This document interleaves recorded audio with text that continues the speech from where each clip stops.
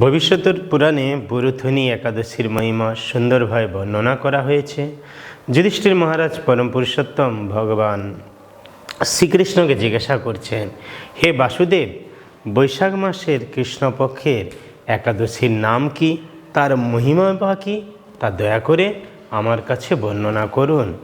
তার উত্তরে ভগবান শ্রীকৃষ্ণ বললেন, হে রাজন, বৈশাখ মাসের কৃষ্ণপক্ষে একাদশী বরুথিনী নামে বিখ্যাত।